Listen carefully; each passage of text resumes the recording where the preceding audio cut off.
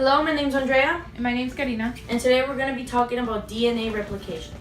So we're going to start with our DNA in its double helix form. So helicase, we're going to start with helicase, and helicase is an enzyme that unwinds the double helix and disrupts the hydrogen bonds between these bases. And this separates DNA into the individual strands and creates a replication fork. So as this goes on, topoisomerase goes ahead of the replication fork and will break and untwist and reconnect the DNA. Now with the strands separate, we can begin to copy each one. So the enzyme primase needs a place to start. Primase will put down RNA primer to start the replication. After this, another enzyme called DNA polymerase III binds to the primer and will begin to generate a complementary strand, adding nucleotides to the new chain that was started by the primer.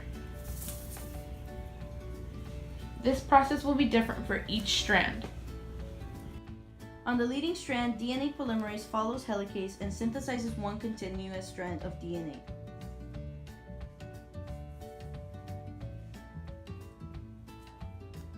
But on the lagging strand, DNA polymerase must copy one section at a time as each fragment is made. These are the Okazaki fragments, and each one requires its own primer.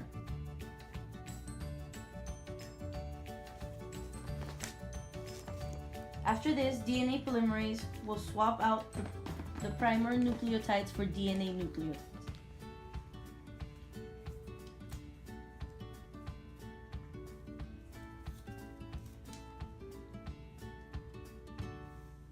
And lastly, because polymerase can't join the last nucleotide of one fragment to the first nucleotide of another and separates enzyme called ligase will make sure that the nucleotides are joined together.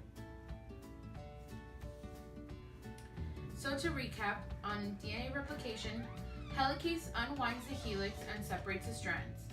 Primase anneals RNA primers, and then polymerase III copies each strand. On the leading strand, it's one time continuously, and on the lagging strand, it breaks it up into its Okazaki fragments. After, polymerase I replaces the primers with DNA nucleotides, and at the end, ligase seals everything up.